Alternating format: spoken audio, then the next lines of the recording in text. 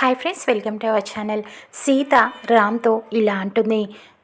ఆవిడ అంత పెద్ద సహాయం చేశారు, నీ ప్రాణాల్ని కాపాడారు మామ, కానీ ఒక చిన్న థ్యాంక్స్ కూడా మన నుంచి ఆశించలేదు, వెళ్ళిపోయారు అని బాధగా చెప్పడంతో ఆవిడ నిజంగానే దేవత సీత, చాలా మంచివారు, మనమే ఆవిడ్ని అస్సలు గుర్తుపట్టలేకపోయాము అని చెప్పి బాధపడుతూ ఉంటాడు.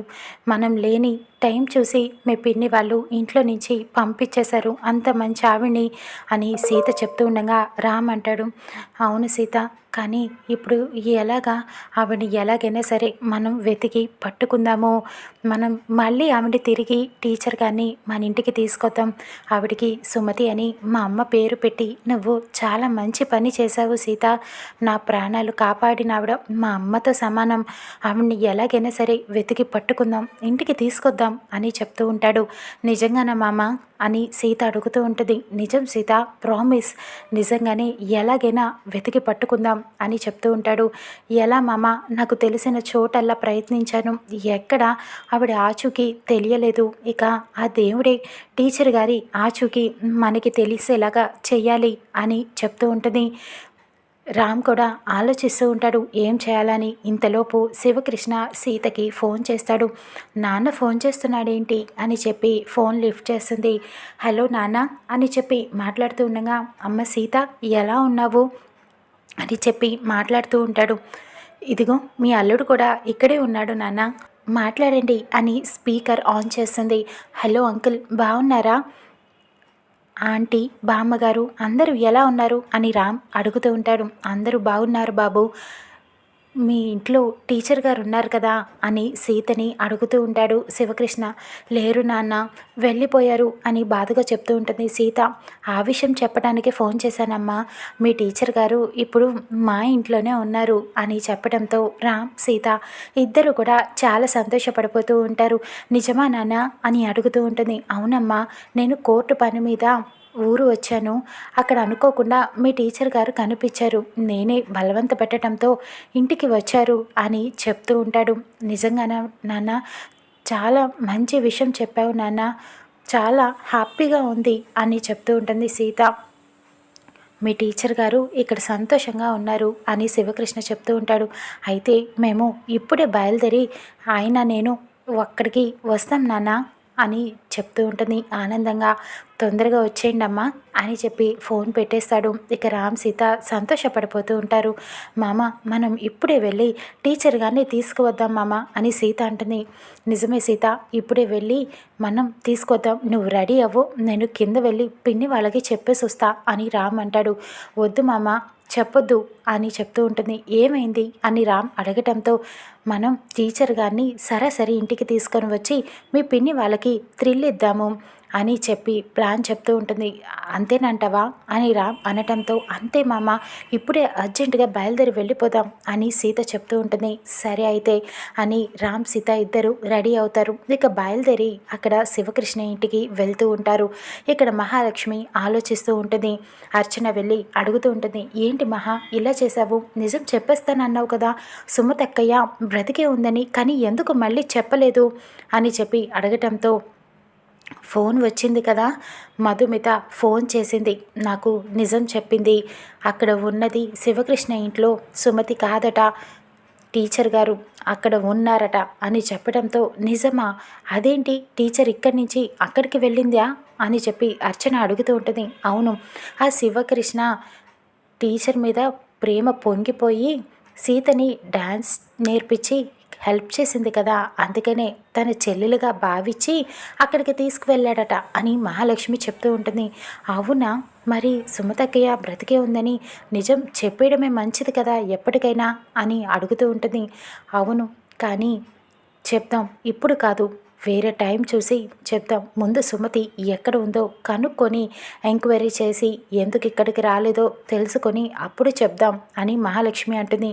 మధుమిత నీకు బాగానే సహాయం చేస్తుంది అని చెప్తూ ఉంటుంది. అవును, మధు నా రుణం తీర్చుకుంటుంది, ఇక్కడికి వచ్చి చాలా సుఖపడింది కదా, ఎలాగైనా సరే రుణం తీర్చుకుంటుందిలే అని చెప్తూ ఉంటుంది. అవును, ఇప్పుడు టీచర్ అక్కడ ఉందని సీతకి తెలుస్తుంది కదా, మరి అప్పుడు సీత ఇంటికి టీచర్ని తీసుకువస్తే ఏం చేస్తావు అని అడుగుతూ ఉంటుంది. తెలుస్తుంది, శివకృష్ణ ఎలాగైనా ఫోన్ చేసి చెప్తాడు, కానీ సీత అడిగిన రామ్ ఒప్పుకోడు తీసుకురావటానికి, నా మాటని కాదని అనడు రామ్ అని చెప్పడంతో అర్చన అంటుంది, రామ్ నిజంగానే నీ మాటని కాదన్నాడంటావా అని చెప్పి అడుగుతూ ఉంటుంది. అవును, సీత ఒప్పుకున్నా రామ్ ససేమిరా ఒప్పుకోడు, నా మాటని ఎప్పటికీ కాదని అనడు అని చెప్తూ ఉంటుంది చాలా కాన్ఫిడెంట్గా. ఇక సీత రామ్ ఇద్దరు కూడా బయలుదేరి అక్కడ శివకృష్ణ ఇంటికి వెళ్తారు. శివకృష్ణ అందరూ అక్కడ లలిత మాట్లాడుకుంటూ ఉంటారు. రామ్ సీత వెళ్ళడంతో టీచర్ అలా ఆశ్చర్యంగా చూస్తూ ఉండిపోతారు. మీరేంటి ఇక్కడ అని చెప్పి అడుగుతూ ఉంటుంది. టీచర్ అని చాలా ఆనందంగా ఆప్యాయంగా పలకరిస్తూ ఉంటారు రామ్ సీత ఇద్దరూ కూడా.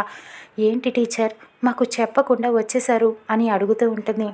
అనుకోని పరిస్థితుల్లో రావాల్సి వచ్చింది అని టీచర్ చెప్పడంతో, అది కాదు టీచర్, మీరు మాకు అసలు నిజం ఎందుకు చెప్పలేదు అని నిలదీస్తూ ఉంటుంది సీత. నిజమా, ఏం నిజం అని టీచర్ కాస్త కంగారు పడుతూ అడుగుతూ ఉంటుంది. మీరు మామ ప్రాణాలు కాపాడారు కదా, మా దేవత మీరు, అయినా ఆ నిజాన్ని ఎందుకు మీరు మాకు చెప్పలేదు?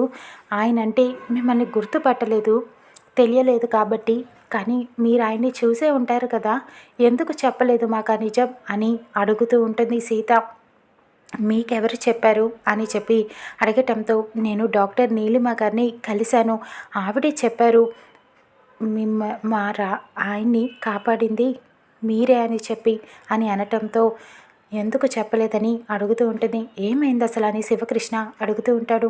మీకు చెప్పలేదు కదా మావయ్య, ఆ రోజు మేజర్ యాక్సిడెంట్ నాకు జరగబోయింది, కానీ అప్పుడు టీచరే నన్ను కాపాడి ఆవిడ ప్రమాదంలో పడ్డారు. హాస్పిటల్లో జాయిన్ చేశాక నాకు జ్వరం రావడంతో 4 రోజులు ఆలస్యంగా వెళ్ళాం. అప్పటికే టీచర్ వెళ్ళిపోయారు, మేము కనుక్కోలేకపోయాము. ఇప్పుడు ఆ నిజాన్ని కూడా మాకు దాచిపెట్టారు, నన్ను కాపాడింది ఈవిడే అని ఇప్పటిదాకా మాకు చెప్పలేదు అని అనటంతో ఇక టీచర్ కాస్త కంగారు పడుతూ ఉంటారు. మమ్మల్ని క్షమించండమ్మా అని రామ్ అడుగుతూ ఉంటాడు టీచర్ని. మీకు మా అమ్మ పేరు సుమతి అని పేరు పెట్టి మంచి పని చేశాం అని చెప్పటంతో, ఇకప్పుడు ఏంటి మీ అమ్మగారి పేరు సుమత అని చెప్పి లలిత అడుగుతూ ఉంటుంది. అవునమ్మా, మా అత్తమ్మ పేరు సుమతియే అని చెప్పడంతో ఇక లలిత మీ మేనత్త పేరు కూడా సుమతియే అని చెప్తూ ఉంటుంది. నాకు అత్తయ్య ఉందా అని చెప్పి సీత అడగటంతో, మేనత్త ఉందా అని రామ్ కూడా అడుగుతూ ఉంటాడు.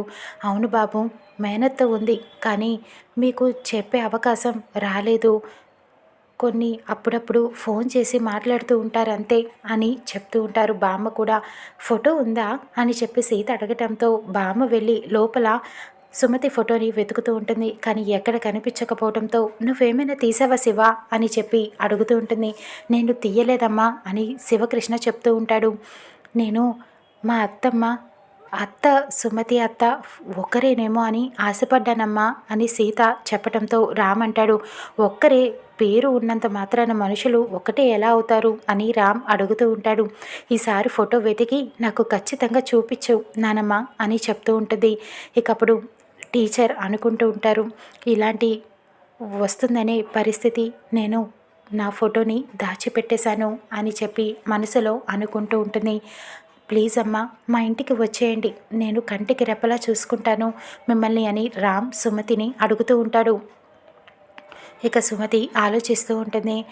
పర్వాలేదులే సీత, టీచర్ గారు ఇక్కడే ఉంటారు, మేము చూసుకుంటాం అని శివకృష్ణ అనటంతో, లేదు నేను మా ఇంటికి తీసుకువెళ్ళి మా అమ్మలానే చూసుకుంటాను టీచర్ గారిని, ప్లీజ్ అమ్మా రెండమ్మా అని సీత రామ్ ఇద్దరు కూడా బ్రతిమలాడుతూ ఉంటారు. కానీ ఒక్క కండిషన్, మీరు ఈ రోజు రాత్రి ఇక్కడే ఉండండి, రేపు ఉదయాన్నే వెళ్ళిపోదాం అని అడుగుతూ ఉంటుంది టీచర్. ఇకప్పుడు రామ్, లేదమ్మా పిన్ని వాళ్ళతో చెప్పకుండా వచ్చాం అని చెప్తూ ఉంటాడు. ఈ ఒక్క రోజుకి ఉందా మామ ప్లీజ్ అని సీత కూడా రిక్వెస్ట్ చేసేటప్పటికి రామ్ సరే అని ఒప్పుకుంటాడు. ఇక అప్పుడు ఫ్రెష్ అవ్వడానికి రామ్ లోపలికి వెళ్తాడు. టీచర్ అక్కడ ఉన్న శివకృష్ణకి లలితకి బామ్మకి ఒక ఐడియా చెప్తూ ఉంటాడు. రామ్ సీతలకి ఇప్పటిదాకా మొదటి రాత్రి జరగలేదు, మహాలక్ష్మి జరగనివ్వలేదు. మనం ఇప్పుడు ఈరోజు రాత్రి ఇక్కడ ఏర్పాటు చేద్దాం, రామ్కి డౌట్ రానివ్వకుండా. మీరు డ్యూటీ ఉందని వెళ్ళండి, మనందరం గుడికి వెళ్దాం.